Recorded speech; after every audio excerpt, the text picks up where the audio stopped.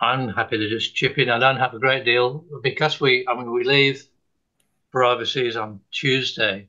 Well, strictly Wednesday morning, 2 a.m., would you believe? Which is not great.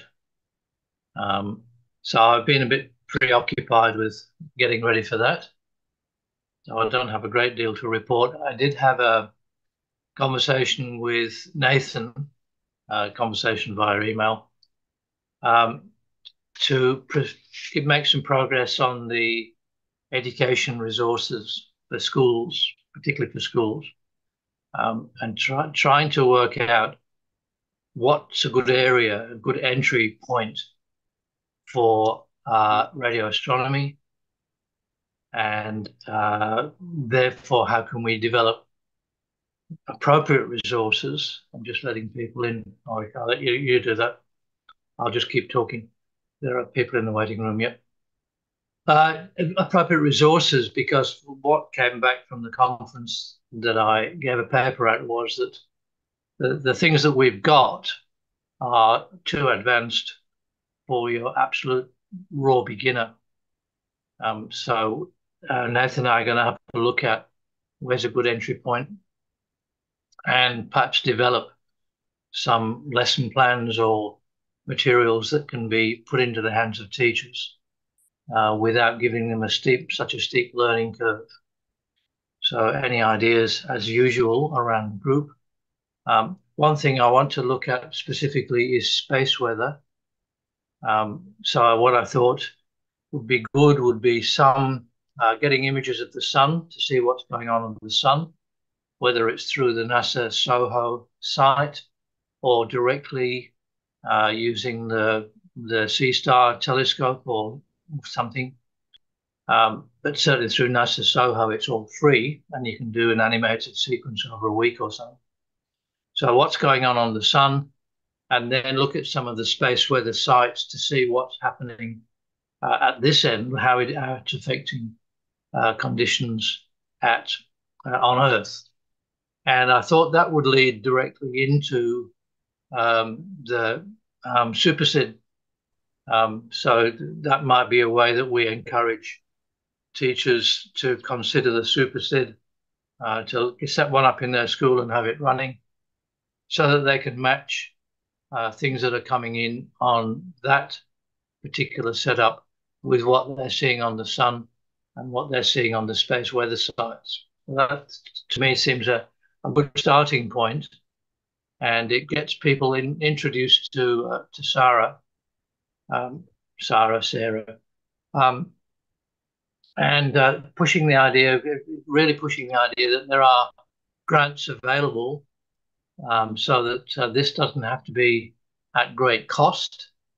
It can be, the cost can be covered basically for a superset. And it doesn't come at great complexity. Plug it in and away you go once you've got it set up. So I don't know whether people have instant comments about that, or you can send me an email later. But that's basically what my focus is. And while I'm traveling, I'll have a think about that as well. I did look through the resources that we've got on the Sarah website, and there's some good stuff there. But even the entry level stuff is for some. It's really quite complex, and they'll just run away from it.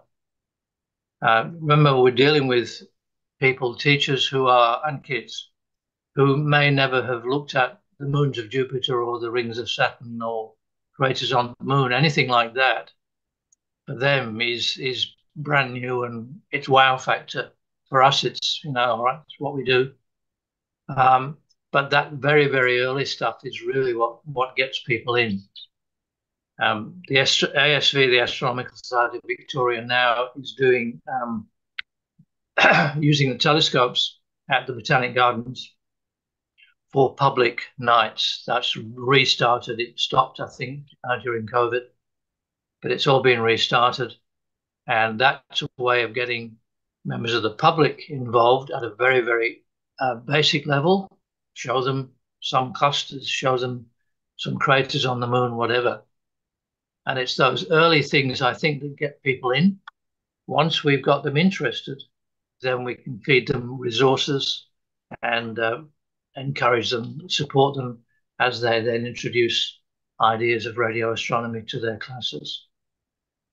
So that's where I'm up to at this stage. I don't have anything concrete to offer in that area, but it's the area that I'm going to be concentrating on for a little while. Any thoughts around the group on that before we move on? I agree, Paul. Radio astronomy is extremely complex. A young person isn't going to have a clue. I mean, they don't know what a radio wave means, a radio Exactly. signal. I mean, everything is just cell phone. I mean, that it's the connection between internet and reality is gone. So yeah, I that's not a grade school kind of course. Uh, but you're right. I mean, basic elementary astronomy. There probably aren't a whole lot of kids who ever look through a telescope at the moon. Right. And adults.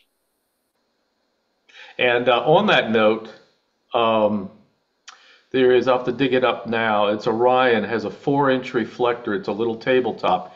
It it used to be 100. It's probably 130 now. It is outstanding quality. I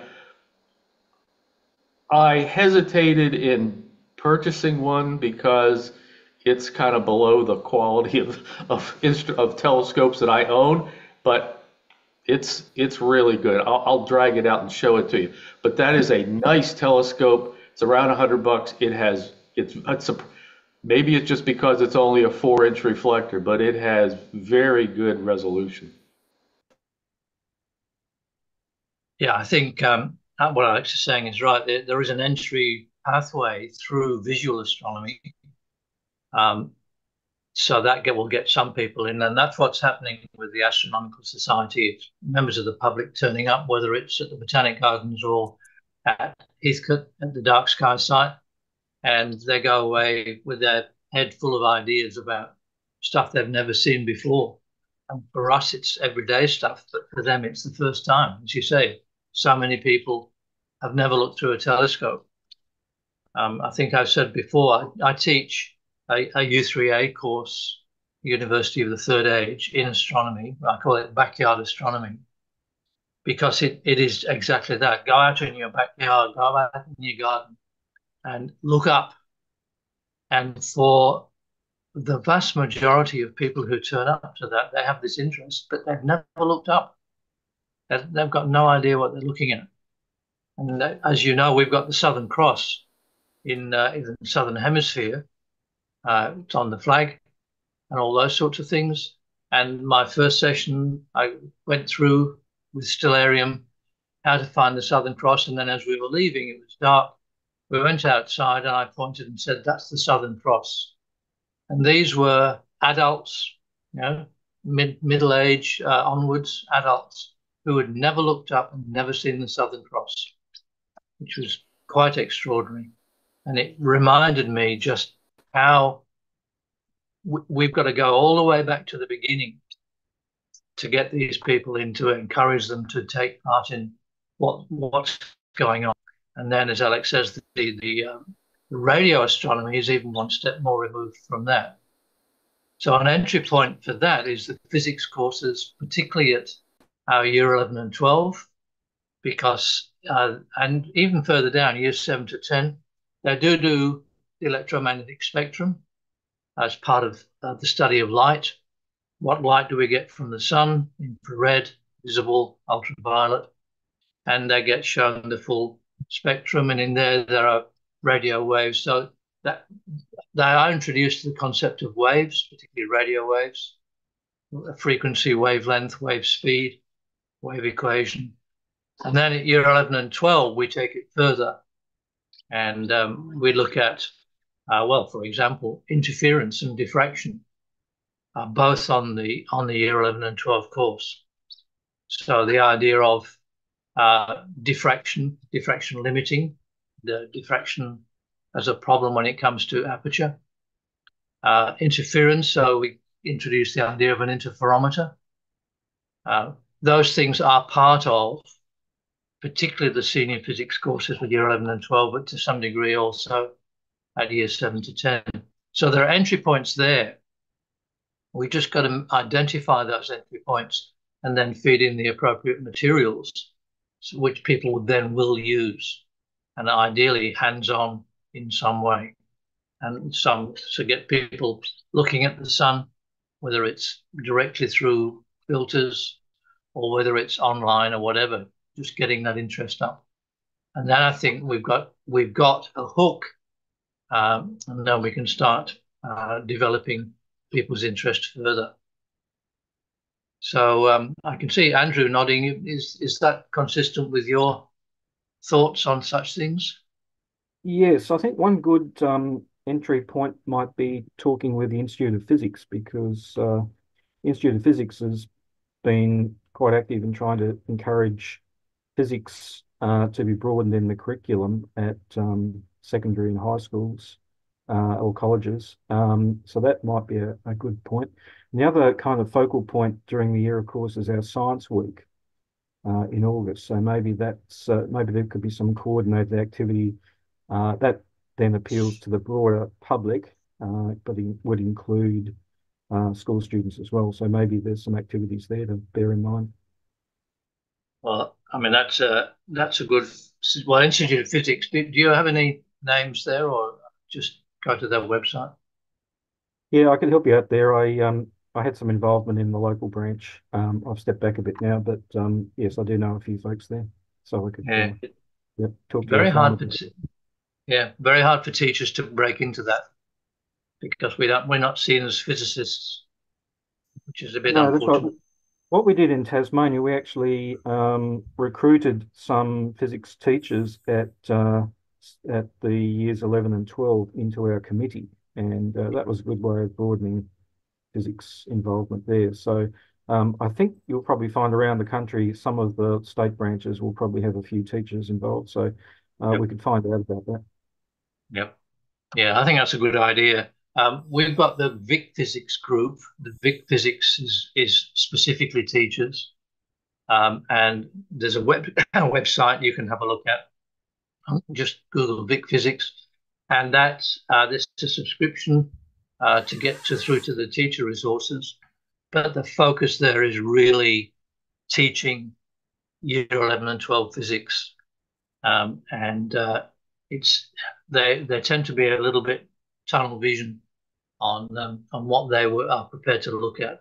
But I think the Institute of Physics might be a bit more broad-minded and have some thoughts there. And Science Week certainly, and the Science Talent Search, which happens every year. And I've got a ready-made example there because I had a student who used the NASA Soho site. She grabbed the image of the visible sun every day, same time for a week. And then she did mention, put a grid over the top and measured as the sunspots moved along. And then we found a formula online, uh, basically turning that two-dimensional line into a three-dimensional model. And she worked out the period of rotation of the sun to within 7% of the accepted value at that. I know it's different at different latitudes, but she got a very good result out of that. And at no cost, good science involving measurements, and got a very good result at the end. What's surprising in that is that she didn't win a prize, because I thought it was pretty innovative. But some of these talent searches are again a bit blinkered in what they're looking for. But that's certainly there are examples like that. Any other thoughts before we move on to various Uh, members? Just Can then, I the other share? thing is just from me quickly is yeah, I guess there are the folks out there you want to just raise awareness with. It might not be something they go on and work on, but then you want to try and find, the handful of people out there that are really keen on things and encourage them to look at a career in that area. So yeah, it's hard, but I think just trying to raise awareness in any form, whether it be at school in the general public, you'll find a few of those people. Yeah. Yeah. While we're still on the topic, let me show you this telescope. Yep. Maybe. I have no idea if you're seeing this or not. Yeah, we've got it. Okay. Orion skyscape. Oh, there it is. Okay. Can you see the whole description? What's nice about this is it's an F4, so it's low power, so it's easy to find stuff with it, and it has a red dot finder on it, and so it's really nice. It only weighs about, I don't know, 5 or 6 pounds. It's easy to carry around. It is I mean, it's a nice telescope. You can just put it in the back of the car and take a trip, and you can get an image erector from Celestron for this thing, so you can see birds right side up. But it's for you know, in the $100 range, it's a nice scope. Whoops, stop. Given the state of the Australian dollar, that's a $200 scope, I think. It could be used as a finder scope on a much bigger instrument too. Yeah, true. That's true. So Paul, a comment. Yep. What I did about an hour ago was I went outside, and I'll share my screen if it's possible. I thought it would come up really clean. I don't see it happening. Let's try this one. So what I did was I went outside, and I don't know if you can see it, but off to the right-hand side is the image I took with the sea star. Yep. What I was thinking was if you combine what Alex just used with the 4-inch Newtonian and the sea star, you know, you can see what the sea star sees, and then they can look through the eyepiece and see roughly the same thing. Because I think, once you show them something like this, you can get them started. But then after we get this started, how do we link this with the, with the radio telescope? Yeah. Yep. That's all.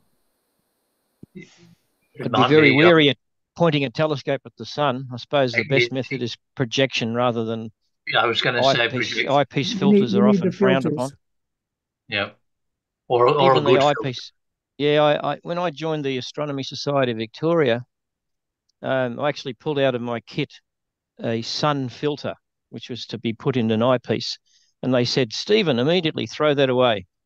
Yes. Because they can have a tendency of getting hot and cracking and blowing glass into your eyes. So one of the best methods of looking at the sun through a telescope is to project it onto a plate.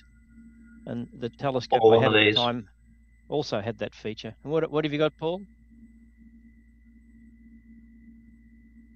No, that's the mylar filter at the front. Yep, that's another way to do it. Yep. And you got to buy a good one. That's the key. The blur is not helping. Take my blur off. Take the blur off, and you'll see the mess behind me.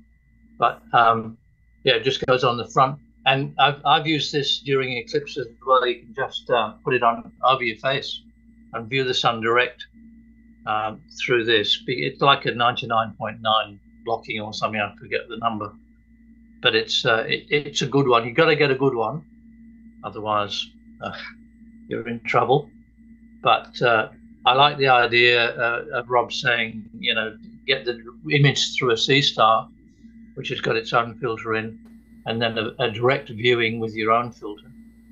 I think is a good entry point. And that goes back to what's the entry point? The entry point in this case is visible astronomy with the sun, but then you can build on that and get through to whether it's a simple radio receiver, one of those little dongle radio receivers, and a simple antenna, which you can knock up in 5 minutes after a trip to the hardware shop, and have a go at getting some radio signals from the sun. And a comment on the moon to be aware of, if you've never noticed this before, is to go into some reasonable power that you have a pretty good image of the moon, and point out some small detail, some small shadow in a crater, and come back in an hour and look at it, and it'll change. That's I it was accidental that I found that the moon is quite dynamic, and the shadows Yes. move in a fairly short period of time, half hour or hour. You can see the change. And the other thing that's spectacular about the moon is versus any kind of photo is any imager has a linear scale, and it's not particularly impressive. 256 levels of gray, whereas your eye is logarithmic, and so you capture a much greater depth of the image content looking at something visually than you do in any type of a digital device. Yeah, that's my. Well, it's overexposed. I think it's not going to work. That's off the Sea Star. The Sea Star is just the focal length is just right for the sun and the moon. It just fits nicely into the viewfinder. And I've got moon maps which pick up what you're saying. They're very fine detail, and it does it as the Terminator moves across from day to day. But you're saying even from hour to hour, you're going to get some change. Um, and I do have a book on the Kindle which goes through picking up. I can see Steve's got some moon maps as well. Picking up 50 things to see on the moon, it's called. And it goes through, go away, just trying to make it behave. That was a challenging quest, the Lunar 100, Yep. to find Yes. 100 Well, objects on the moon. yep. Same idea. This is 50. So the Great Wall, the Straight Wall, and all those sorts of things. You've got to be on the right day to get the sun at the right angle. But there are lots and lots of things to point out. And again, they're all things that will get people in. And And they're very another thought on moon observation for young kids is to hand them out a blank piece of paper with a circle on it and have them sketch it, because it takes time to do that. They have to focus, which doesn't happen too often these days, and try to sketch some of the craters. It will rather than them just looking in the eyepiece and go, oh, there it is. What's next? It will consume some time. Yep. Yes, as with all these, we need clear skies, but I think the moon's quite a good one because the sky, even if there are some clouds around it, clouds move away, come back every few minutes. There's enough viewing even on a cloudy night, unless it's 100% cloud. Lots of ideas. So I'll keep pursuing those. And if you've got any further ideas, just send me an email or save it up for July when I'll be back. Okay, Rich, shall we go around the other people in Australia? Rob, are you back in Australia? No, I'm still in San Francisco. All I right, okay. return back next Wednesday. All right. But you were successful in your eclipse viewing? What I did was I went to the conference and I gave a presentation on eclipses. And Yep. then what we did was we packed up and ran out and had 1 hour to set up. And when we got out there must have been 10,000 people in the in the park. And unfortunately, the H alpha, the chromosphere and prominence, telescope that I took from Daystar, the tracking mount wasn't working, so that didn't work. The Sea Star, because it couldn't see the sun through the clouds, it had trouble, focusing on that. The P1000 from Nikon, that did some work, and the spectrograph. I've got images from the spectrograph. I set that up with the computer, and it just took all the pictures. And because it runs on my computer back in Sydney, I won't know exactly what I have until I get back there. Yeah. But the interesting thing is, I gave my son, the Daystar and all of the tracking stuff that I had. I gave it to my son, and he put it on the airplane. And when we got to San Francisco, the telescope part of the of the H alpha had apparently been broken out of its case, and it's got all kinds of scratches in it. And the other, I went to Bunnings and I had one of their inexpensive Pelican knockoffs, and the vent didn't release, and apparently the case looked like a vacuum can. It was all crunched up. So we're working on how to what really works and what doesn't work. Most of it appears to work right now. So then after that, we went to New Orleans and went to a local jazz concert and had a good time there. Did a tour of New Orleans as well as a riverboat, a paddle wheeler ride to one of the national parks. And from there, we went to Niagara Falls for a day or so.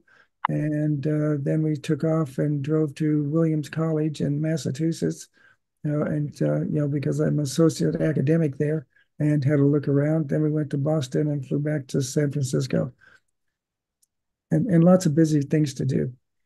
Yeah, sounds good. So hopefully I'll get back and get things going again. Yeah, sounds like you've got some work to do. Yeah. I watched the eclipse on the NASA feed, which was pretty clever because it started when it first came on. It was down in New Mexico somewhere, Yes. and we went from down to total eclipse, and then as it started to come out of total eclipse, they jumped to where did they go? Arkansas, was it? It goes through Yes. there, and then they ended up in Florida, I think.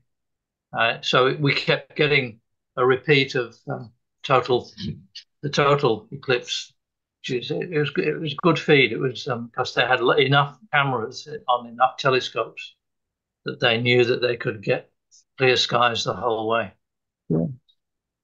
Very good. On my screen, Andrew, you're next in line.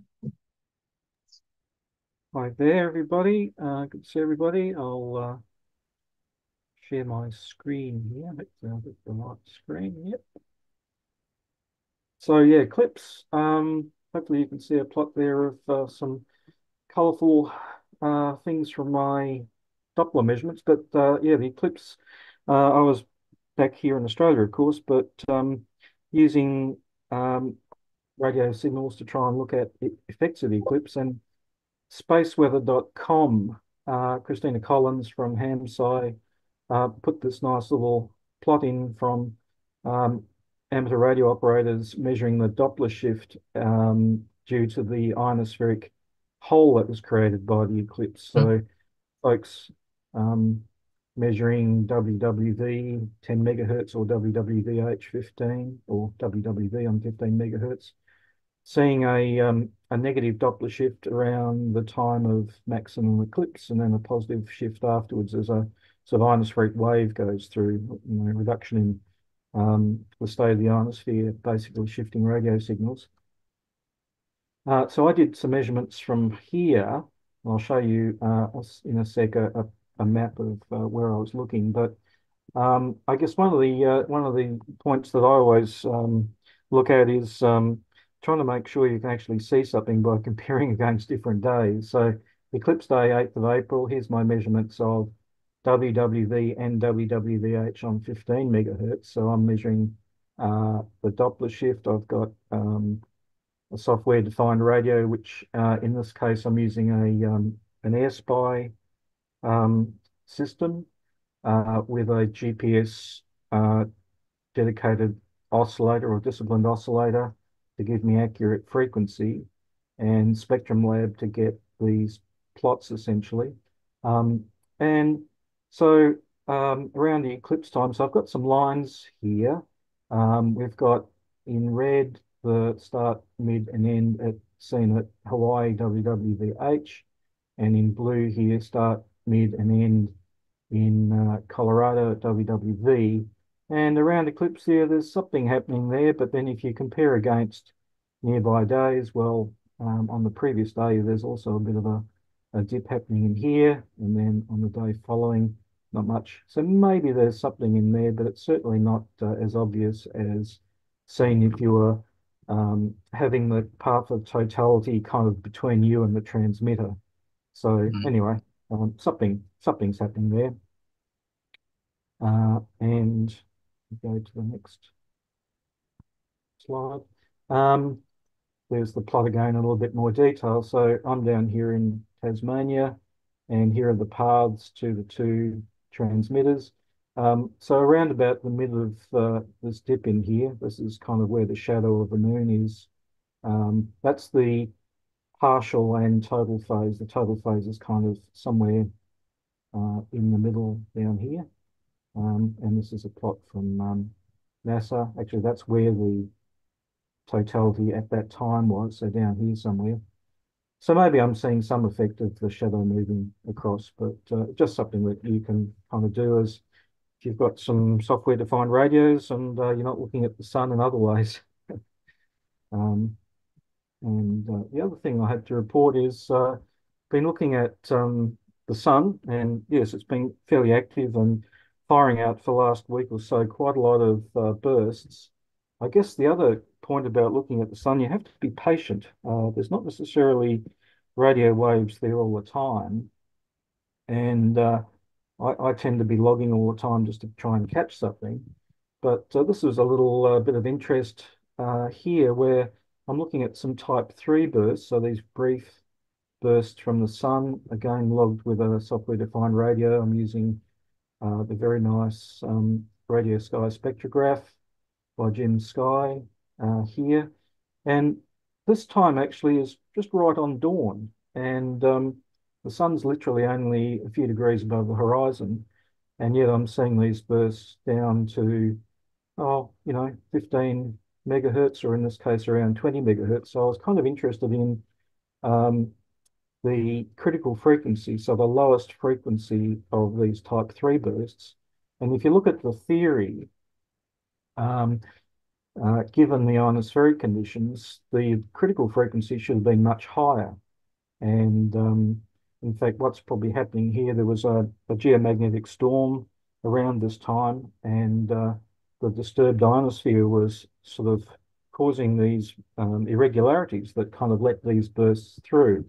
The plot on the right-hand side here, in the blue, are actually my measurements. And a little bit complicated here, but the orange dots are theoretical values. Or actually, it's the ratio between what I observed and theory. And what I should be seeing was somewhere around 1, which would be the value that the current ionospheric conditions would have given me. But at these very low angles, there's a factor of 4 between theory and observation. So I'm working with some ionospheric ray tracing. This is the FARLAP ray tracing model you can find online, and you can run that in MATLAB or on the free MATLAB via the web. And so I'm going backwards and trying to see if I can see the sun. Under what conditions can I see radio waves from the sun actually penetrating the ionosphere to these low frequencies? So when you look in the literature, you actually find there's not much said about these sort of events, these sort of caustic events, and their influence on the low frequency transmission of the ionosphere. So just something that caught my interest while I was observing the sun over the last few weeks. That's it for me. Right. Amazing stuff. You've got to have the right gear in the right place, and you've got to know what it's telling you. I think is the conclusion I come to there. Yeah, keep logging. That's my philosophy. Yes. Yeah. Even if it's like you're getting blattered out by interference, just keep on. You'll find there'll be something coming along at some stage that you have to try and understand. And I guess that's the thing for me, is trying to understand all these things and then seeing what they tell me. And don't jump to conclusions when you look at your graph, as you say about the eclipse. Yeah, that's right. Yeah, always compare against other observations. That's one of the other key things. Yeah, there's always something else out there trying to confound you. Otherwise, we just we find what we want to find sometimes. Absolutely. A bit careful. All right, thank you, Andrew. That's great stuff. Moving along my screen, Steve, you're next. Yes, good morning, folks. I've got a few things to talk about, not much, but things related to the radio astronomy section of the ASV, and it's been a few months since I was involved in SARA. Sorry about that. I was rather busy over that time. But I'll recap something that I worked on and presented at the last time I was in a SARA meeting, and then I'll cover some upgrades since then. So I prepared this document in February, which was a dish parameter calculation document for our 8.5 metre radio telescope up at our property in Heathcote. So it was time, I thought, to look at the mechanical dimensions of our dish and come up with all the mathematics behind what we expect it to do, and whether we'd actually place the feed horn in the right part of the focal point, all that sort of thing. Looking at the feed horn itself and its beam width, and how it is illuminating the dish.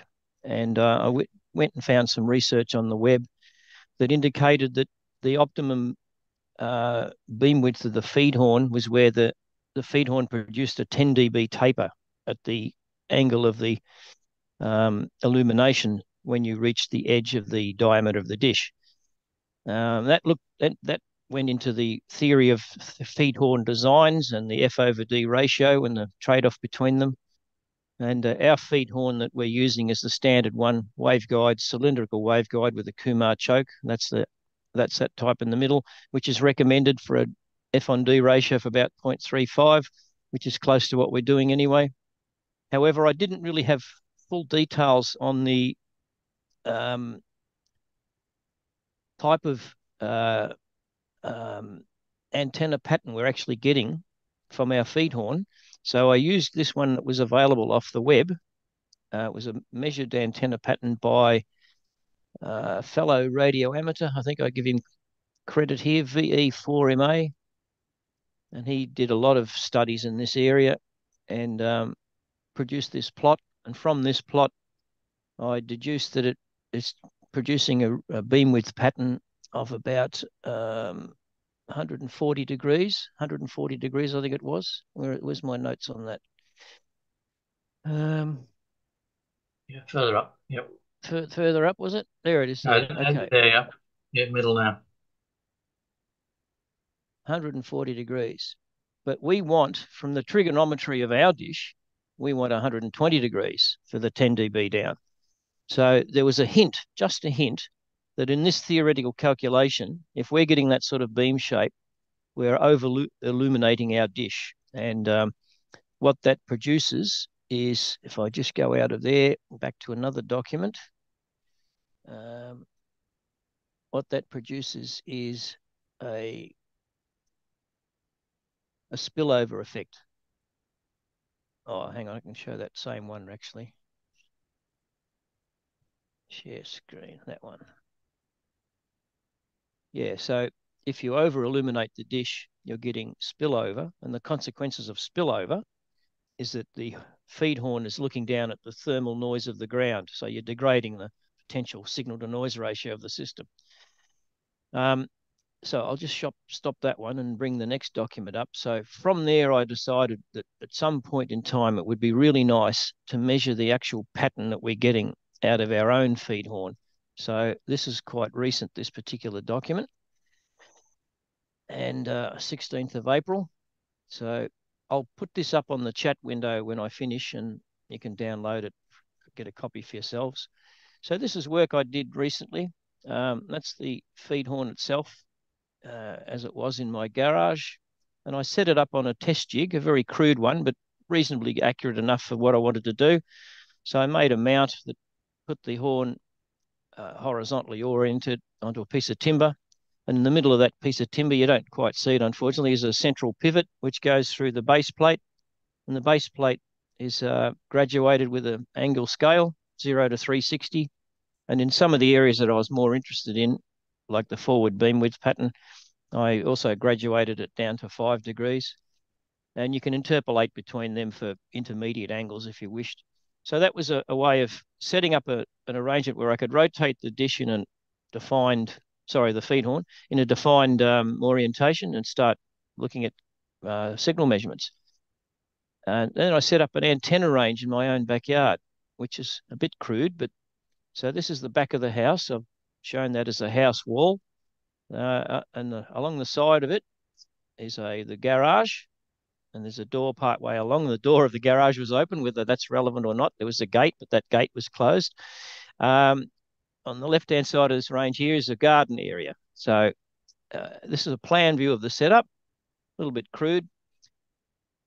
The transmitter was a signal generator inside a bedroom, and I ran a bit of coax out of there down to a little whip antenna, quarter wave whip, and I'll zoom in and show you that. And that's just a quarter wave whip sitting on a metal plate.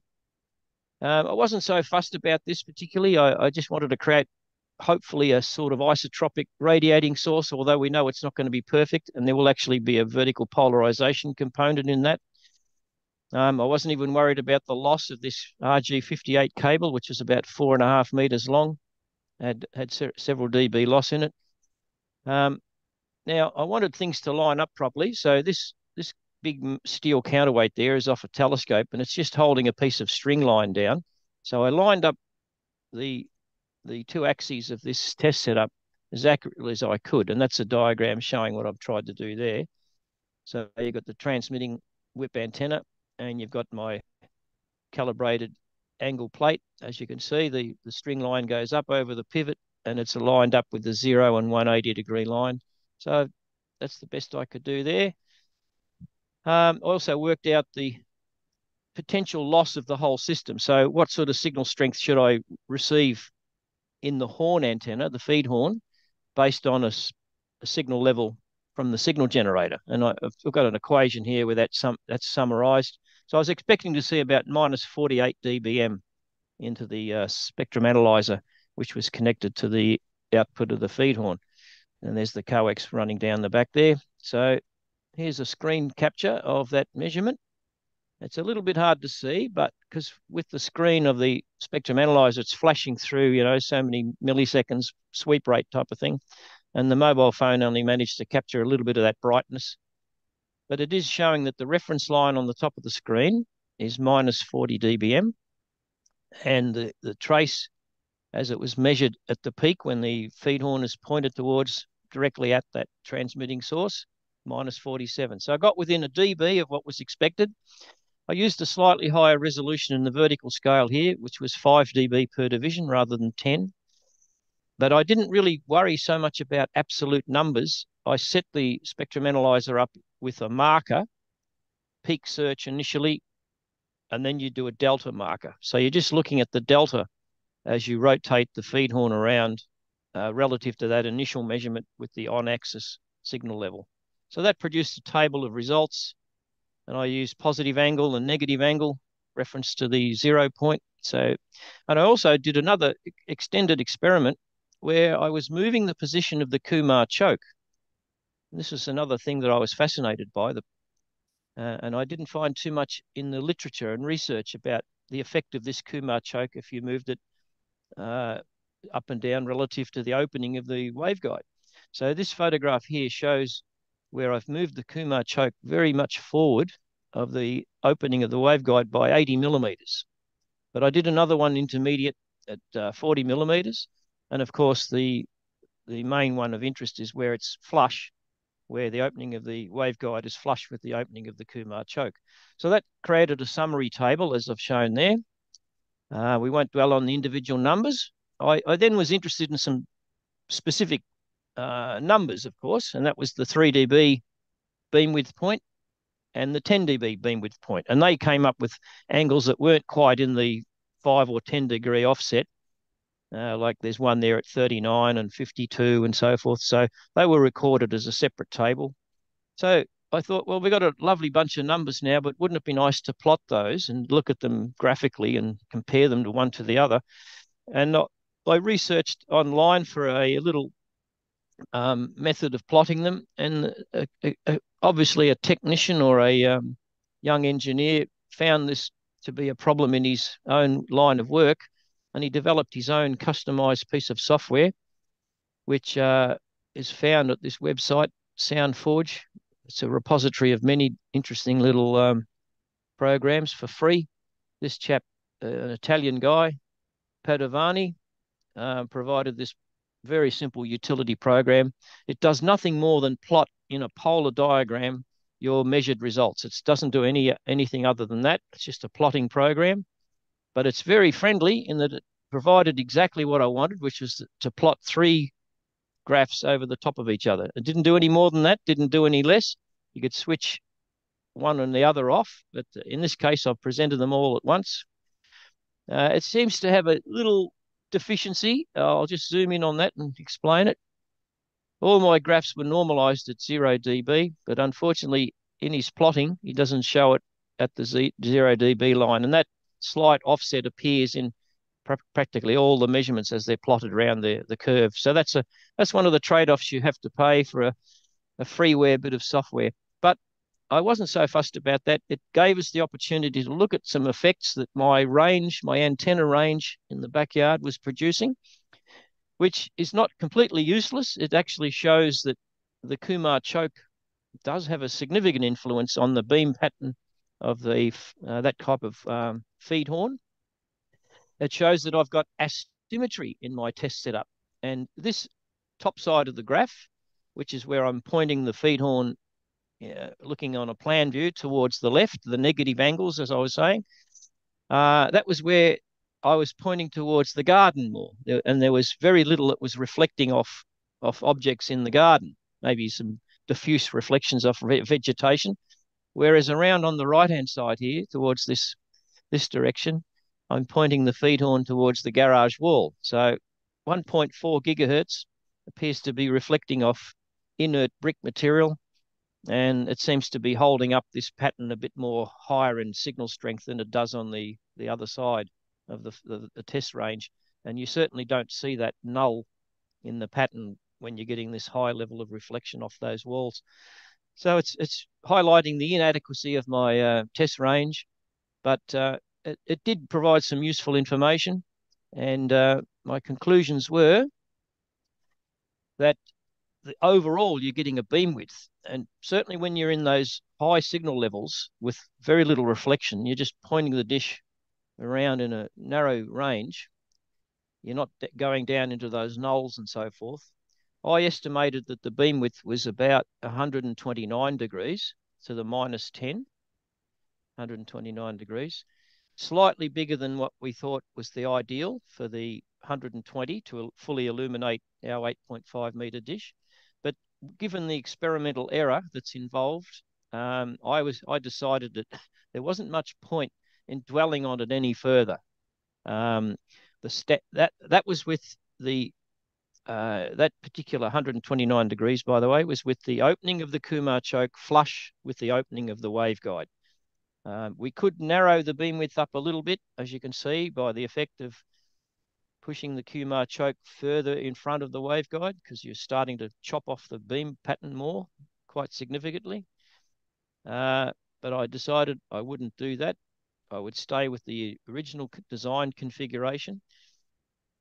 And what it meant, though, was that the horn itself, the feed horn itself, the original supplied product, which we bought from the USA, from Radio Astronomy Supplies, had these locking screws to hold the Kumar choke as a compression fit to the waveguide. In practice, we had that up on the dish for a couple of years, and it was subject to the weather. Strong winds would be present, and it appeared that this method of fixing was not good enough. It flapped around, and before you knew it, the Kumar choke was skewed off by 20 degrees or something from the winds. So part of this exercise was to not only try and measure the beam width and decide what we would do, but also once we decided what to do, we would fix this Kumar choke to the waveguide by fixing bolts right through, which I've now done, and it's using 6 fixings that can't be moved now. It's all sealed up. And because you've got aluminium, there was a big desire not to put dissimilar metals. And stainless steel is no good with aluminium. So I decided that was not the choice. How do you get aluminium screws then? They do exist. Purchasing them online could be problematic. I didn't see too many suppliers, but I, as an amateur, had an antenna that fell to bits because the cockatoos broke all the elements. It was an 11 element Yagi. And so I pulled that antenna out of the garage because it was in pieces. And that was fixed. The elements were fixed to the boom. They were aluminium elements, aluminium boom, and they were using aluminium screws and aluminium nuts. So that's the fixings I used to attach the Kumar choke to the waveguide. So we can't be accused of using dissimilar metals in a radio antenna, and also it won't corrode because of the dissimilar metals. So I was very proud that I was able to achieve that result. I think I have one more update, Paul, if I can spend a bit more time. And this is All right. this is okay. This is related to the work we're doing on the yes, that's it. The dish, trying to get it back online because it's been out of action for over a year now, fellas. And so that's really sad. So I'll just give a bit of a progress on how we get the mechanics of this thing working again. And a lot of it relates to our volunteer team and the busy lives we have. I put this little report together again earlier this month, and what we're seeing here is our dear friend and tradesman, Mitch Rate. That's his workshop at home. And this is a set of bellows that we plan to put over the jack screw that controls the altitude adjustment of the parabolic dish. And we have a very tough requirement to fit this thing. What I'll show first of all is the mechanics that has taken us many months to get right in terms of the dimensions, because the dish is out of action at the moment, and we can't sort of get up there and readily measure it under the conditions we really want. So there's a lot of inference about what some of the clearances are to fit everything. But what we did was at least take this set of measurements at the hinge point of the two parallel plates that control the altitude adjustment of the dish.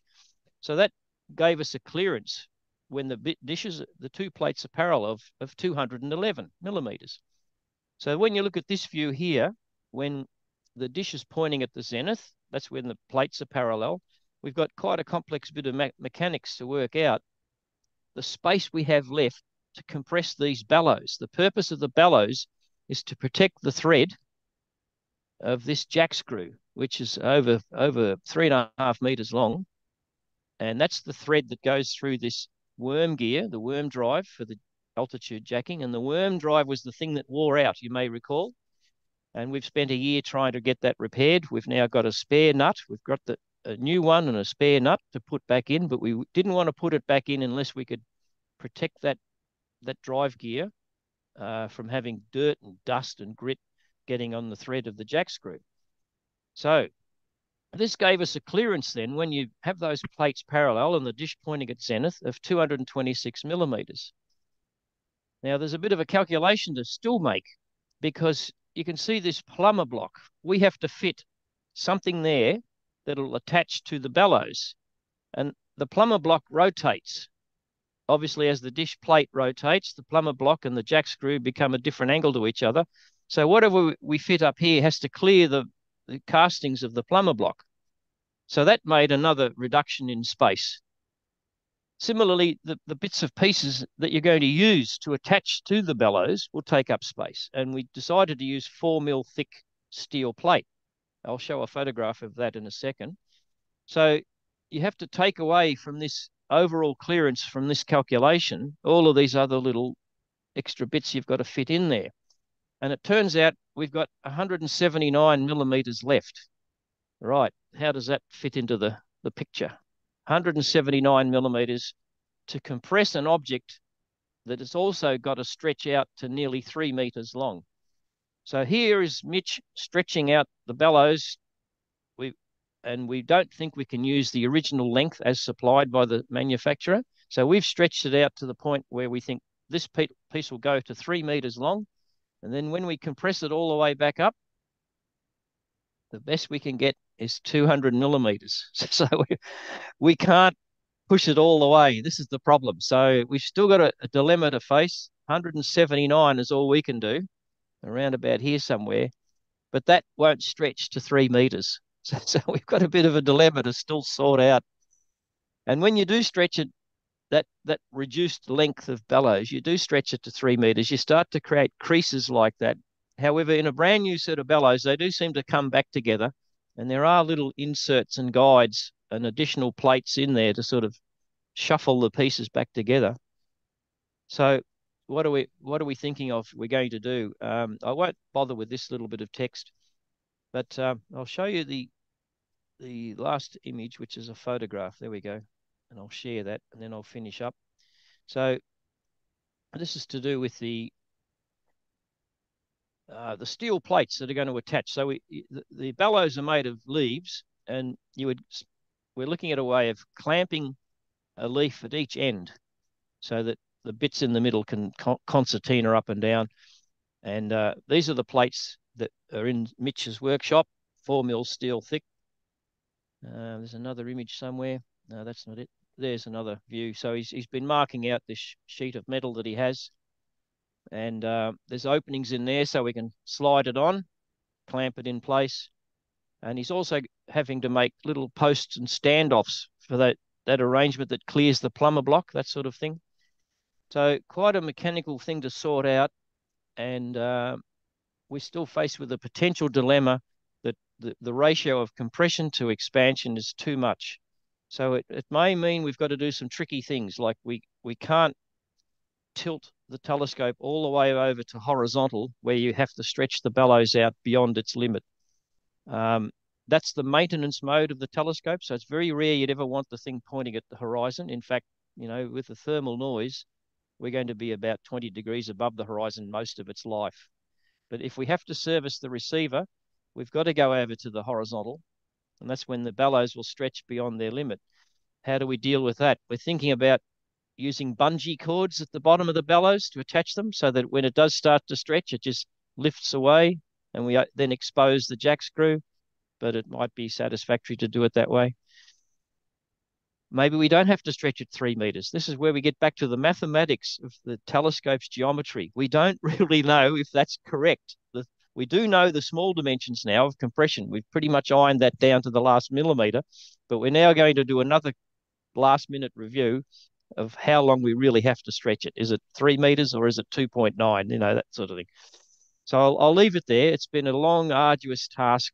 We're hoping before the end of this year, we'll have it up and running again, and then we can get this thing pedaling away, delivering neutral hydrogen receiver measurements. Thank you, Paul. Excellent, Steve. Great, a great explanation and a lot of work. I've been out of the loop a bit because of the communications problem that we've been having, but it's good to catch up on all that and see what's going on.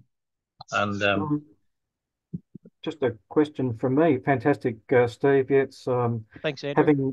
having worked with dishes, yeah, there's all sorts of amazing things you have to consider. One thing I remember when we were looking, we had a 15-meter dish that we were trying to improve on. Often, you get say sag of the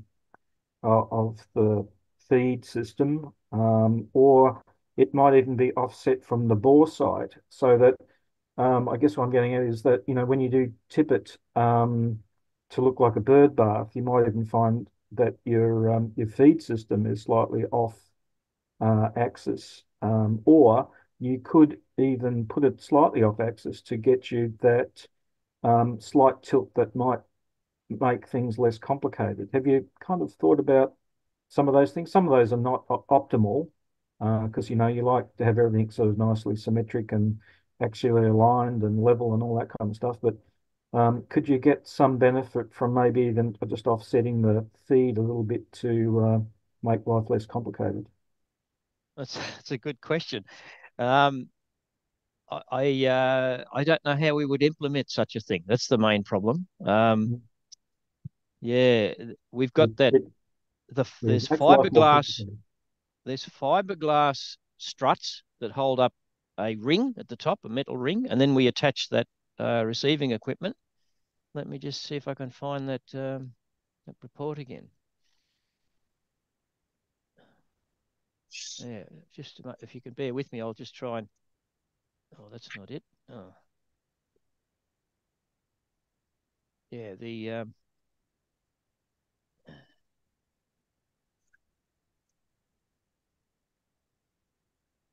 oh. I'm looking for a photograph. Just a moment. Might be time, Andrew, for you to cross the water and visit Victoria and come and have a look. Yeah, but yeah, you If we might get, find you can live with that little bit of tilt, maybe even that you might well, get from. it's one of the problems we have is the software that controls the telescope, where the architect of that, Mr. Phil Costigan, hell of a nice guy, of course. He's a little bit reluctant to fiddle with it because he spent months to get it to work, and his memory on how he did it is limited. He also had a lot of support from the company SEW Eurodrive, who provided the motors and gearboxes and everything that runs the telescope. And he is a little bit concerned that it would create significant problems for us to, say, put in lockout zones. So the telescope could never go to the zenith, so you never go to the crush point, or it could never inadvertently go to the horizon. And you could set up a forbidden zone for down tilt, wouldn't go to that level of down tilt. All of those things are possible, but it's a headache for him. He's just a little bit reluctant to go that way. I'll just share the screen again that we talked about earlier. So you can see that in this image, the struts, these are very large, very robust and very strong fiberglass struts that come up to this metal ring. And there's a framework that's attached to that metal ring. This is all part of the original Kennedy dish anyway. But we do cantilever this massive box. That's about 80 kilograms of steelwork there. It's a double shielded box, and that's where the receiver is. It's probably a bit of a mechanical overkill for its size, but don't forget, when we originally built this thing, we had the radio astronomy supplies 19-inch rack unit, and then we had to put other things in there with it. So in a way, it's still a very comfortable box to put everything in.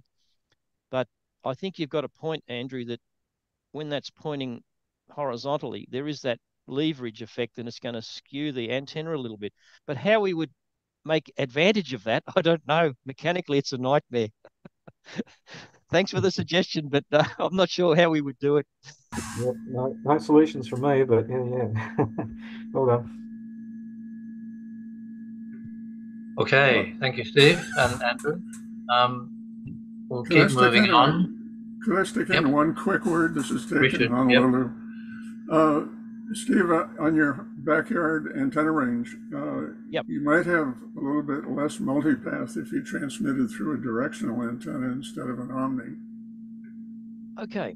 Yeah, I was doing it quick and dirty. And when I say quick and dirty, Richard, it took about 4 hours. So it wasn't quick and dirty. And I'd waited all week because we had a bit of a wet week. We had a lot of rain, and I wanted that opportunity where I could do it. And the weather had cleared, so I took that morning off, and that's all I did. I've got a pretty busy life. I'm retired, but you wouldn't believe all the stuff I get up to, and I'm sure we can all say similar stories. Well, it was an experiment as much as anything, Richard. I've learnt something by it. I think it's not impossible for amateurs with a signal generator and a spectrum analyzer to do an antenna range, particularly on this kind of wavelength. And I could imagine setting the whole thing up in the backyard where there's far less reflection, because I could go in other directions where you're not going to see that reflection. And but I'm an amateur, experimental. I wanted to get an answer that told me, do I have a problem with the original design of that feed horn, or do I not? And I've concluded, given the experimental error, I don't have a problem with that original feed horn design. I'm prepared to stick my neck out and say, put it on the dish and let's get using it. Absolutely. Well, I think you did a great job with it. I just wanted to make that one point. Well, I'm wondering if anyone else has had a go at doing receiver. If I might, it's perfectly legitimate to use the position of the choke to adjust for the F to D ratio within limits, and you can move it back and forth, but you also have to move the feed back and forth to at the same time. So it's one of these things where you What, the position of the monopole, the little element? yeah, Oh, okay. no, not the monopole, the actual Oh, mount of the feed, because okay. you're adjusting for the proper focal point, Yep. which should be right at the mouth of the feed or just a little bit inside the mouth of the feed. Then you can use the QMAR choke to adjust for your 10 dB at the edge. And that's legitimate. I've seen it referred to in several places, I think. And that might be a thing to consider. The other thing is, if you're going aluminum to aluminum, you can use aluminum pop rivets. Yep. Which come in large size. They'll come in a number 8 size, which is appropriate. Anyway, thank you for that. You're good stuff. That's a nice backyard thing there, measurement. There's absolutely nothing wrong with it. I knew I could get away with it. It was 4 Yeah. meters, 4 meters separation, but that's many wavelengths away. So that's not going to create problems with the separation. It's fine. It's good. Yep. I have some slides. I'll show you another way to do it, Steve. Okay. Oh. Anyhow, that's my 2 cents. Thank you, Don. I'll be posting that report just in moments.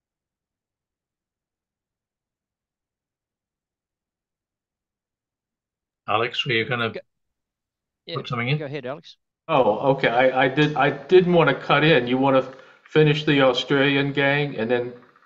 Yeah. Okay. I'll keep going around my screen and then we'll come back to it. Roger, you're next on my screen. Hi, everybody. Hopefully you can hear me. I'm actually in South Australia this time round. I'm actually here for my nephew's 40th birthday. So I'm half an hour behind. That's why you caught me having my breakfast. Really, I've got nothing to report this month. I've checked for some apologies, I suppose. I missed last month, partly because, as I have said before, I've got this building project going on, and I got up early on Saturday morning, forgot about it, and started building my toilet. So anyway, that sort of thing happens. I've also missed another thing from the Astronomical Society. Anyway, that's another story. I can't apologise too much there. But hopefully I will get back into it sometime in the next couple of months. My building project has also included rebuilding my workshop. So it's at least got a roof on it now. It hasn't got walls, but I'm starting to work in it. So hopefully radio astronomy will come around soon after I've finished fixing the cars and building the other stuff for the house that has to happen in it.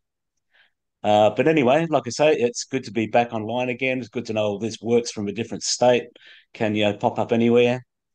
And hopefully next month I'll have more to report. Thanks. Thank you, Roger. And American friends might be intrigued by the fact that it's a half-hour time difference between Victoria and South Australia. I think, is that the only one in the world? I'm not sure. Half an hour time difference is unusual.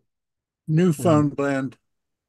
Yeah, there's a half-hour time difference between Atlantic Standard Time and Newfoundland Standard Time in Canada. Right. Yep. And Sorry to interrupt. a couple of little places in Arizona, believe it or not. Okay. Right.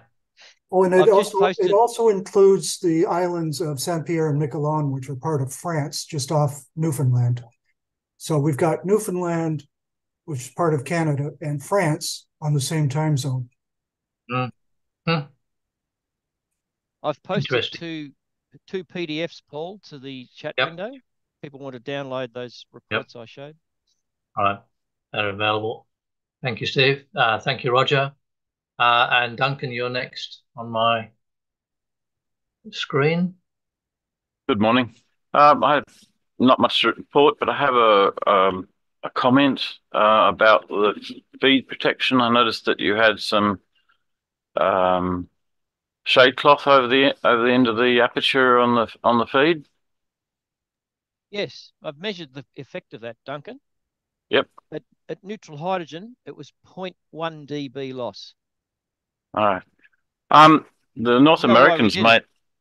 You know why we did it, though, don't you? Yeah, there's a long story there, but we had a bird's nest in there at one stage, so. Very common story about radio astronomers getting birds' nests and pieces of metal in dishes. The North America, the Canadians are actually experimenting with the material they use for shrink wrapping speedboats for the winter as a way of putting a weather exclusion over the end of the feeds. I have one reservation, and that's cockatoos. May take an interest in such things, but I just thought I'd mention it.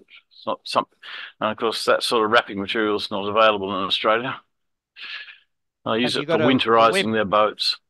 Have you got a web link or something like that, Duncan? Or I'll talk to my friend in Penticton and see if I can get a link. Okay. Yeah, look, I'm keen to find out any material we can get. That was just an off the chance experiment that I did during lockdown. You know, I had access to my garage and that was it. So I did experiments with different material, cardboard, paper, plastic. And I looked at the shade cloth and I knew that had been in the weather for years because I've got a barrier in the garden that had been up for 30 years and that's been impacted by the sun all that time. And I thought, well, this is pretty durable. Let's see what happens. Lo and behold, it was wonderful. And I've done it now on several antennas because we're building this interferometer experiment, and that's got smaller dishes and two identical feed horns again. So I refurbished them with the same thing. And I measured it once again, 0.1 dB loss. Yeah, I've used polyethylene in sheet form to go over, well, in a box form to go over the top of antennas, so that protect from birds roosting in them. And that worked reasonably well, but it was considerably lower frequency, so the absorption wasn't as high. When we had that excursion as a group up to Parkes Radio Telescope in New South Wales, I asked them what do they use for a radome, and they said a sheet of Teflon. So that's rather inexpensive. Probably not thin either. It's probably a very massive piece of. I'm not sure if they've used. Yeah, they might do that. No, I thought I'd heard they'd used Kevlar on the Narrabri dishes as well. But I mean, they're probably working high, so horses for courses. They're trying to use that Parkes dish over a very wide frequency range indeed. Yeah. Anyway, nothing much more to talk about. Okay, thanks, Duncan. And Rich, I think that's it from our end. I think we've covered everybody from the Australian end. If you want to jump in and go through your friends. All right, well, let's go for Alex. Okay, let me, I've got a couple presentations. Well, few slides from two presentations. This one is for Steve. Let's see. Here we go.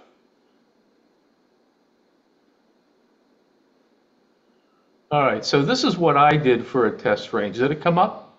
You see it? Yep. Okay, so I used a little nano VNA as a test range. I used some LMR 400, I think it was 50 feet out to a directional wideband log periodic, and then I was testing these Yagis because the nano VNA generates all kinds of harmonics. I had no idea how it was really going to respond, so I used one of the mini circuit ceramic filters to filter out the H1 frequency. Then I gave the signal a 20 dB boost and a DC block because this has DC voltage on its output or input. And this worked very well. Set up a test range. Alec. You're actually getting a sweep. You're getting a sweep. No, I'm looking at a single frequency. Okay. I'm logging this manually. And so I set up this telescope mount with a manual control here that I could move it in a couple degree steps, and the transmission antenna was down there. So I swept this manually, and I just recorded the values, and this was 2 degree increments, and I wound up with this. Wow. You can get this kind of crazy plot off of Excel. It's a little bit hard to do it, but this is the data that I got off of one of the antennas in comparison to my NEC model. And well, this is comparing 2 antennas, but for the 25 director field test, I calculated full width half max of 23, NEC models are 24. And for the shorter, this beam Yagi, 29 versus 32, I was shocked that I got such good performance from this. And so, I mean, you might want to try this sometime. I've got an NOVNA as well. I have one. Yeah, it really worked. I just picked the 1420 and I just logged the dB values off of it, and just went. Yeah, that's it. That's it. So you can turn it into an antenna beam test range. Can you put that up on chat, please, Alex? I'll get a copy of that. This is on. I gave this presentation one time, and I don't know when. Remember that when you were developing that Yagi? Yeah, it was on one of the. Okay, so this was. Look for the February Zoom meetings, because this is dated presentation of 6th of February. So take a look at one of the Zoom meetings on the Sarah YouTube page of around 6 February. And see if you can find that. The other project, let's see. The other project. This is just, let me see, how do I, this is only 6 slides. Okay, here's the other one. About a month ago, Hap Griffin on the Facebook radio astronomy page displayed this interesting spectrum of galactic longitude 230, has like 5 different frequencies here. He's using a 1.8 meter dish. So I thought I'd see what I could do with my 1.2. Well, not nearly as well. This is out of the Astropelier software where you can calculate what the beam pattern should look like. And this is what I got actually from the data. So I was really amazed that my telescope, not looking like this, but still having a pattern characteristic of what theoretically could be done. And I had to move the telescope into the front yard because I couldn't point that low in the backyard because the roof of the house was in the way. The other problem associated with this is that I've come up with this great idea of putting the SDR at the antenna, because now I have a fiber optic transmitter here, fiber optic over USB over fiber. So I can put this here without RFI. The problem is I'm getting all kinds of drift out of the AirSpy Mini, being in a temperature environment. And so this is the data that I got at that point. And so you can sort of say maybe there's 1, 2, 3, 4, 5 peaks. I was surprised at the complexity, and I've done this 3 times now. It's stack I'm still running. This is unusual. I don't know if this is due to the SDR issues with the thermal instability or what, but I've never seen this pattern over such a wide stretch of time. So this was the first one. I've got 2 more sets of data that I want to process to see how it compares. And the problem with having the SDR in a temperature changing environment is that the filters change. It's not so much the amplitude, but the filter beam or bandwidth changes. And so this is what I've been running right now. This is about the 5th variation on this, where I'm doing some active temperature control, where I put the air spy on a heat sink, and then powering up a couple resistors. And this is a nice little $10 fan controller. You can set the dip switches for a temperature control point and a hysteresis, and it has an external temperature probe. And so I had myself. set. Yep. They're very good. They're very good. I've used a few myself. Yeah, so this is what I did yesterday, and I'm finishing up a duplicate today, is set it hotter than it is outside, so it's always actively controlling. And so the data is still TBD'd on this to see. The one that you saw prior, I think I had an 85-degree set point, and whatever that is, 30 degrees C, I guess. And in the afternoon, it turned on full. The fans turned on solid, so it wasn't controlling properly. So we'll see what goes from there. The box is getting really full. It was busy to start with, but it's getting filled up now. But that's the way it is. It's fun to experiment. That's the story.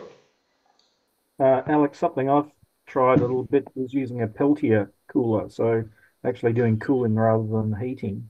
Yep, go. I just received some little ones today, and I'm gonna try the same thing. But I ordered a double pole double throw relay because I want to have it flip heat cold, that I can maintain a fixed differential, and I'm going to try doing it that way. Yeah, great. Yeah, good. Sounds like a good move.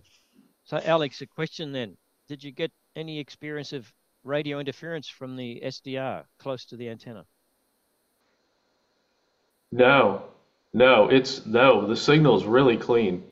I think I got a little bit of RFI from my neighbor, but it's one channel, and so I can filter that out. I mean, literally out of the 512 frequency channels, there's one little peak, and it stays. And actually, I think who it was, Bob Strickland was concerned about maybe some of this slope was due to oscillator instability, that the frequency was changing, and it's not. And actually, this little RFI point was the reference frequency upon which I could overlay all of the 24 hours of plots and see that point didn't change.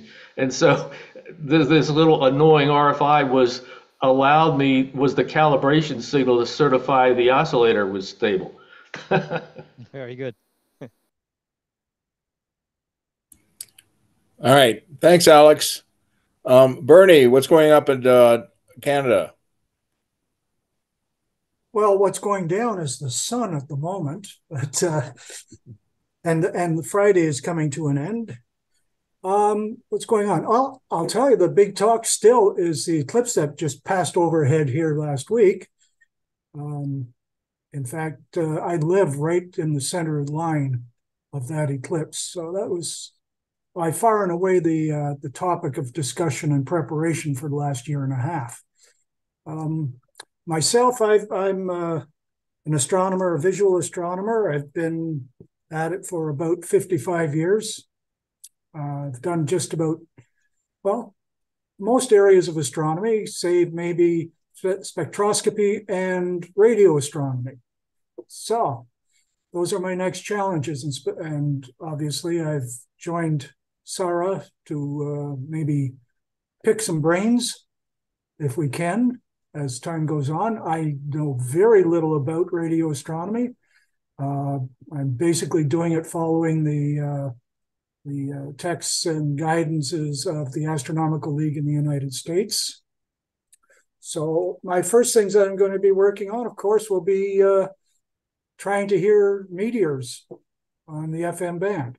So that'll be where I'm starting off.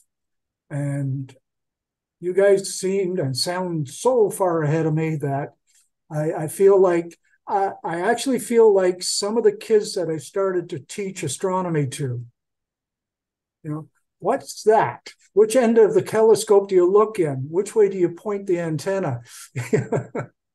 So it's good to meet you all. As you can tell, we're, like it's, as I said, when it's 9 a.m. for you guys, it's 7 p.m. for me the night before. So I get to do your Friday night all over again. Anybody got any good stories? No? Okay. We'll just have to do it on our own. It's good to know you, and I look forward to meeting with you individually and en masse again and again. Well, Bernie, I recommend you get on listserv, our forum. That way you can 24 hours a day you can talk to these guys, and there's usually somebody there that can answer you, one of the experts. And yeah, and I have my in-laws are from Hamilton, so I was married in Burlington, so I'm familiar with that area. Okay, good. Okay, Ed. Hi, everyone. I'm Ed. I live about 50 kilometers west of Philadelphia. We were in Dallas for the Sarah West Conference and the eclipse. And I did hear Robert Lucas, his good talk on all of his eclipse travels, and all. Enjoyed that a lot. I also at the same conference, talked with Fabiano Rodriguez, who is a professor at University of Texas, where the seminar was held. And he's doing a lot of work on characterizing the phase shift through the ionosphere from using GPS satellites and their passage through the ionosphere. That's about 1 gigahertz frequency. In case you're, wondering where he's studying that, he's got a lot of receivers located around the world and the United States, and they report in via the internet. So he's keeping a database of various ionospheric shifts there. And these receivers are GPS disciplined, so they're actually looking at the real phase.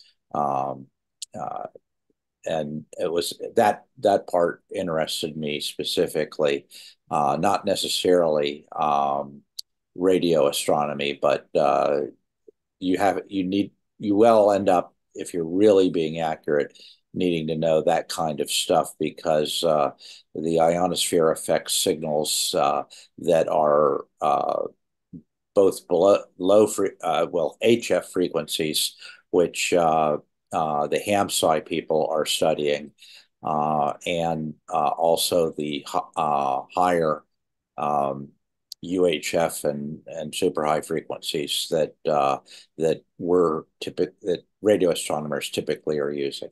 Anyway, that's it for me, and I really wanted to find out what's going on down in Australia, and it's nice to meet everybody down there. Signing off. Thanks. Thanks, Ed. Let's see, Helen. Hi, I'm here in Arizona, and I'm still trying to get a basic knowledge. Doing EZRA. I am checking out the forum, but I found I really needed to get even a more basic knowledge of everything. And so I went on Amazon and got myself a textbook, An Introduction to Radio Astronomy, which is way over my league, but I am determined to plow through it and see what I can do and get my telescope up and going here now that the weather's almost a little bit better, to take it outside. And that's where I am right now. Helen, why don't you go through some of the videos that are online? Trying to read a textbook could be a real tough way to get into this. Look at some of the just browse through some of the Zoom videos, especially there's some like keynote addresses at the conferences and things like that. Take a Okay. look at those. Start there. Okay. Okay. I will do that. And I'll let you know how it goes. Thanks, Yeah, Helen. the textbook is very formidable. Okay, thank you. Yeah, it's formidable for us too, even the introductory one. So don't be surprised or too worried about it. Well, I'm just determined to do this. So, okay, thank you. All right. Thanks, Helen. Don. There we are. Not much to add. I think after the Drake's Lounge, I think was Jason and Ted and I and somebody else were yammering on for quite a while. I looked up the Noelec front end combination amplifier and filter, and it does have a variation with frequency. It's not flat. And so if you're looking at a piece of the filter with your INQ, with your recording SDR, as you go along in frequency, you'll find variations in amplitude that are connected to the filter at the input due to the filter in the Noelec. And if you go on the Noelec spec sheet, if you download the spec sheet, which is just a 2-pager, 3-pager, you'll find that lumpy looking mess. It's not really that much of a mess, but it's lumpy looking. So it's a SAW filter, and it looks to be something like a 3-stage Butterworth or something like that. And so it has phase shift with frequency. There's a phase shift associated with frequency and also an amplitude associated with the frequency. And if you're diddling around, you might see these appear in your data, and you need to be aware that they're there and take a careful look at them. This is not associated with the LNA. This is associated with changes in temperature of the SDR. No, I'm not talking about yours, Alex, in particular. Just in general, be aware it's there, because I think, Jason, we were talking about, you were looking at Doppler shifts or something that were off the 1420, and it was showing some lumpiness of some kind. That's all I remember. But it is due to the fact that there is a filter before the SDR conversion takes place.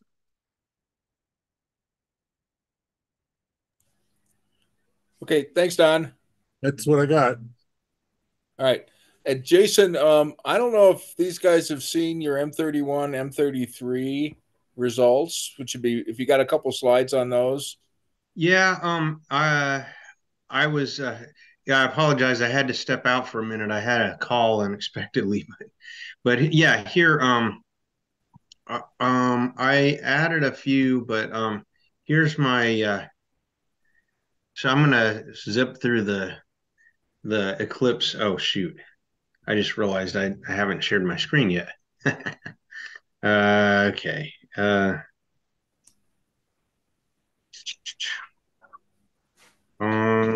Share screen. Wow. All right. So I'm gonna share. Here we go. Can everybody see my screen now? Yeah. Okay. Come on. There we go. All right. So I'm gonna kind of zip through my eclipse footage. I did a drift scan of the eclipse. And I've done a loop feed. Okay, so I've been doing drift scans of M31 and M33.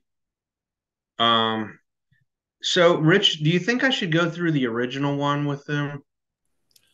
Well, I don't know if they've seen any of them, and I think this would be. And I don't know if they could see M31 or M33 from the southern hemisphere. That's another question, but Oh yeah, for sure. Oh yeah. Oh, okay. And this is, I think, another good thing to look for with your hydrogen telescopes. Yeah, let me pull up the I'm gonna pull up the short version here. I've got a short version of my what I did at the very beginning of the month. And I think yeah, here we go.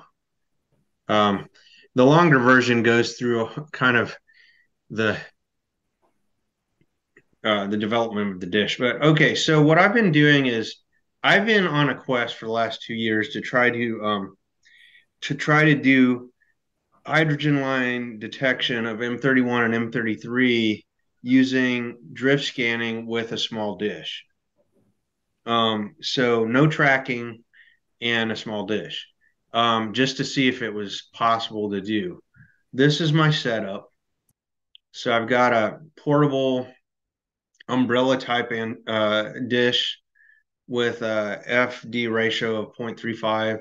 It's covered with Faraday fabric. It's made out of plywood and PVC. My original feed was a Super VMA or V4MA with the choke ring. I have been using a cake pan loop feed, and actually they both perform pretty much the same. So I'm using the LNA bandpass filter from Noelec, the Sawbird, and I'm using a Noelec Smart T SDR. And then I'm using the AirSpy SDR Sharp with IF averaging plugin for my data collection. And then I'm doing all my data analysis in Excel. um, so here's a close up of my feed with SDR and bandpass, or the LNA and bandpass filter.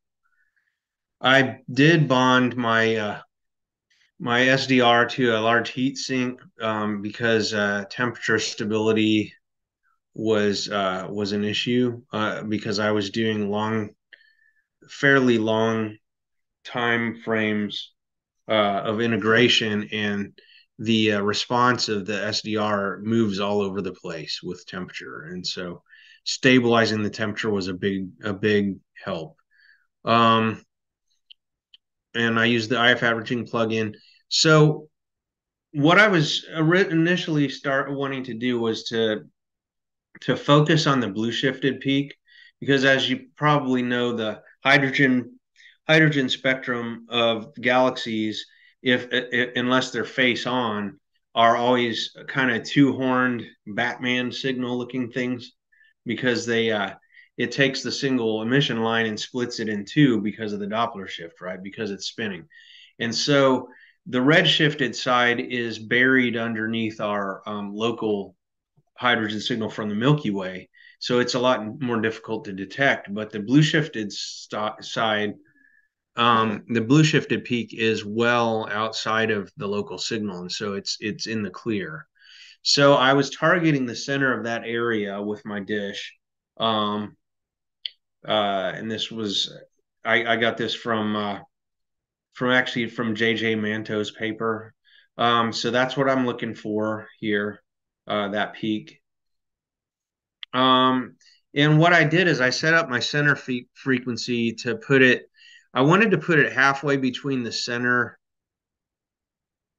of the pass band of the receiver and the edge, so that if I saw something, I would know it wasn't just from an artifact of the center of the band, because there's this sometimes there's an anomaly at the center of the pass band.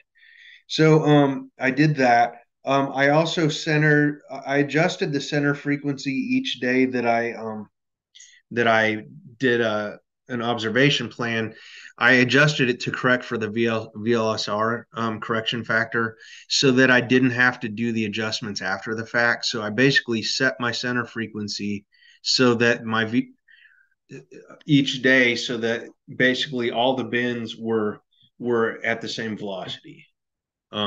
from day to day, so that when I averaged my data together, I didn't have to do any weird stuff.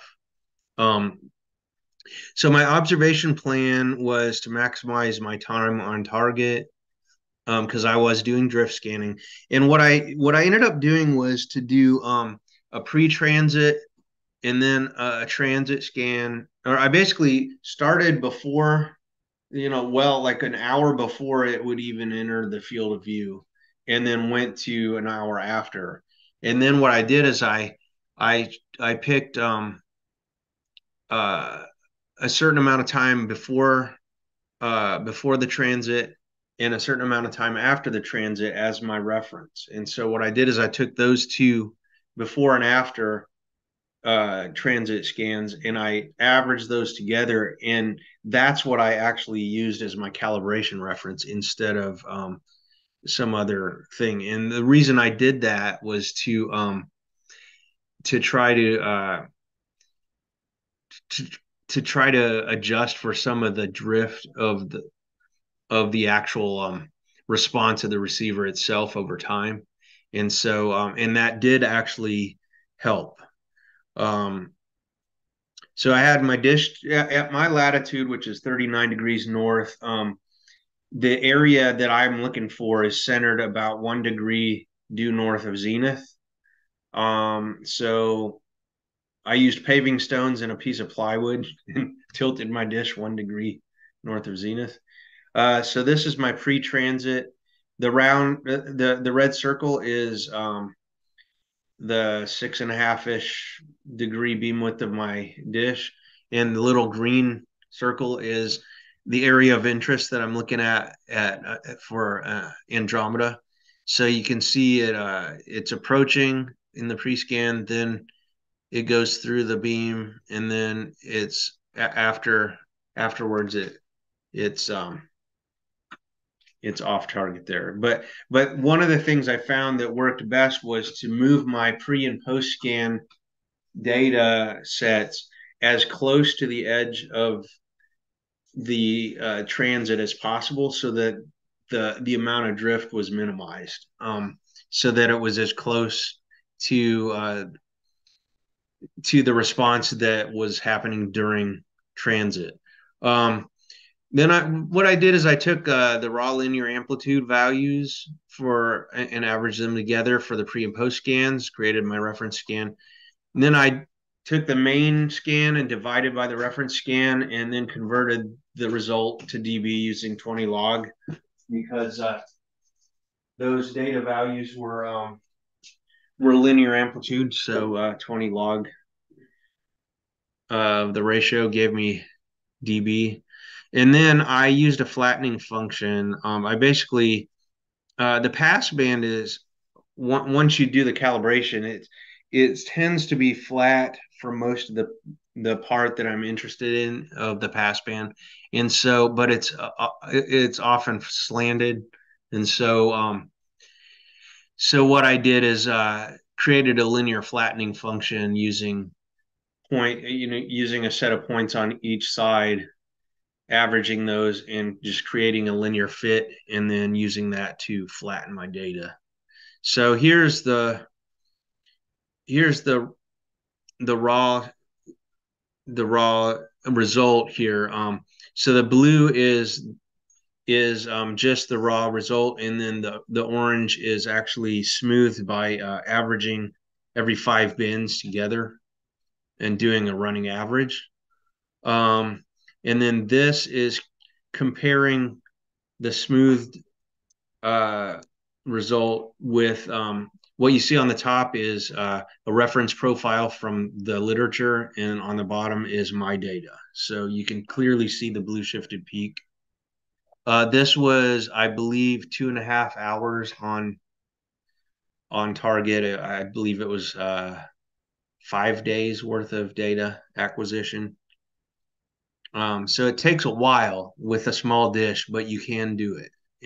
The biggest problem I have, and I still have, is the stability of the receiver. It tends to drift and shift around. And honestly, some days I get junk. Some days my data set is is not flat enough, and it just I have to throw it out. but but more, I would say better than 50% of the time, probably about 2/3 of the time, I get a decent flat scan. So then after I got M31, I went after M33. Now the good thing about M33 is it's actually a narrow enough spectrum that you can actually fit the whole thing in the bandwidth of the receiver. I used the same process for that. Had to tilt my dish 8 degrees due south of zenith for that one, and similar idea here. And this one actually is close enough to the it's blue shift is lower, and so it's part of it actually overlaps our local signal. And because I use the pre and post transit scans as my calibration, it actually did remove a lot of the local signal. It didn't remove it all, but it did suppress it quite a bit. You can see that little blip there where some of it got through. But this is the result of 5 days worth of data. Actually, I think this was 3 days at this point. But you can definitely see the two peaks. Now there was a mistake I made. My VLSR correction was I made a sign error, and I shifted it the wrong direction, so that's why it's off. It actually should be it should line up. And I found that error after the fact, and actually I've corrected it now. And then here's the references that I use for what I'm doing. Now, something that I was kind of inspired to do because of the success of M31 and M33, I thought, well, okay, what more can I do? And I have actually, believe it or not, I've gotten M101. So here's M101. And I got the notion to plot all three of my data sets on the same axis with the same vertical scale, so you can see, and you can definitely see the scaling matches what the literature says. So there's M31 is around 100 Janskis at peak. M33 is around 50, and M101 is around 16. So what you can see is the size, it's getting smaller. Now, the fact that I was able to get something with M101 inspires me to go after, there's a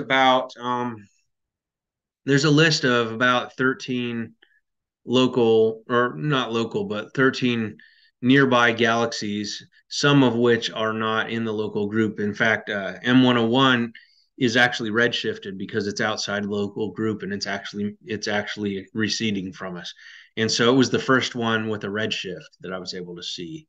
So I'm now trying to get IC10 and M74. Those are the next ones on my list. So I'm going down this list of this paper that was published in this survey that was published in 1975 has a whole group of galaxies that are, I believe, within reach based on the results that I have gotten so far. Now I may get down to the next couple and find that that's the limit. But I'm going to keep pushing it until I hit the wall. So I figure there's no harm in just seeing how far I can push it. So, well, that's all I got for today. But well, we don't get to see M101, Jason, but I can prove that I have seen M31, and M32. We do see the Andromeda galaxy, but it's oh about wow, yeah, 10 degrees above our northern horizon. I drew that sketch back in 2001. Wow. Yeah. So that's tough for you guys because it never comes very far from the horizon. very low in the north, but 101 is not one we see. Now there are a couple of so I think the Magellanic Clouds are definitely something you could probably go after. Oh yeah, very big, very bright. There was also there are a couple in the mid range that I think are still doable with my size dish if you're patient. That are visible from the southern hemisphere, or actually there's a couple that I can't get at all because I can't. They're either below my horizon or they don't come up high enough. I have trouble. I would have trouble doing anything below about 45 degrees above my horizon just because of my low tech dish. So and well, but I mean it's exciting what you're saying because our 8.5 meter is possible of doing a lot more. Yeah, I mean the trick is really just time on target. It's like a long exposure photograph. You just have to be patient. And the biggest problem is just tracking. We can track as well. Yeah, yeah. So that's an interesting track thing that we with can look at. tracking, you could stay on it as long as you want. Yeah, like I said, the biggest problem I've had with my setup, and it's still something that I'm working on, it still plagues me, is the receiver has instability in its profile, in its passband. And so if you're trying to combine several sessions worth of data, sometimes they're just the shapes, sometimes it's not flat and the data is just not useful, because it can't be flattened out. And I haven't figured out a reliable way to deal with that yet. I'm thinking there's got to be a way to computationally correct for that, but and also frequency is very much important, isn't it? Because you're looking at a Doppler shift. You're trying to shift alignment, right? Yeah, well, and that's the thing too is I think one of the things that may help me stabilize things is if instead of setting a single sender frequency for all of my observing sessions, if I move it maybe 20% on either side of that in different sessions, then what I would expect would happen is,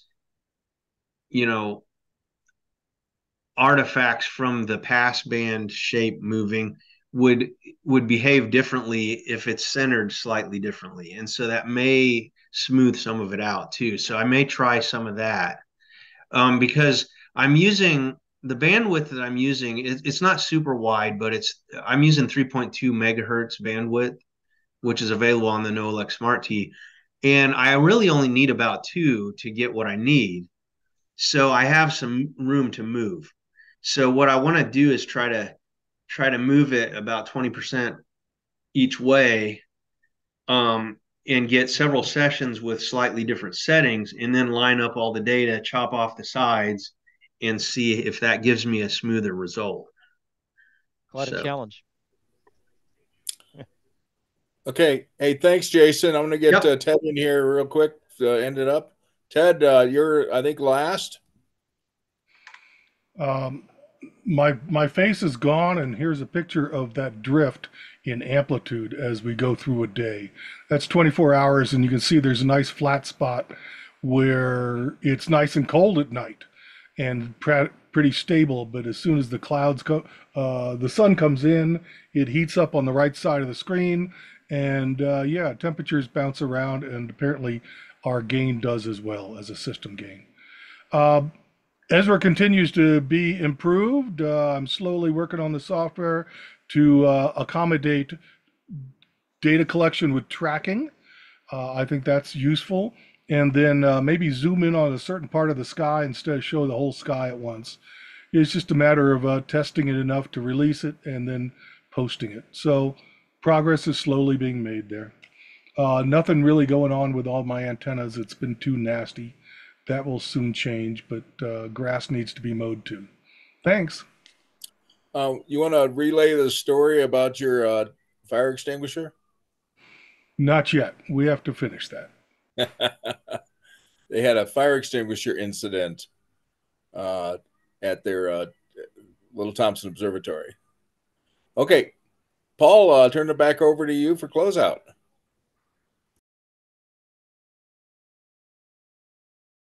Paul, you mute. Yeah, got it. I turn it off because the grandchildren are out the back, and I don't want them appearing in our meeting. Thank you, everybody. As I was saying, I've learned a lot today. It shows that every time I come to these sessions, I learn something. There's so much going on. But I shall bow out for the next 2 months. Andrew, you're going to keep things on the straight and narrow, and I look forward to catching up again in July for our meeting in July. I'll be a month in Italy and a month in UK. So if anybody's over that way, let me know.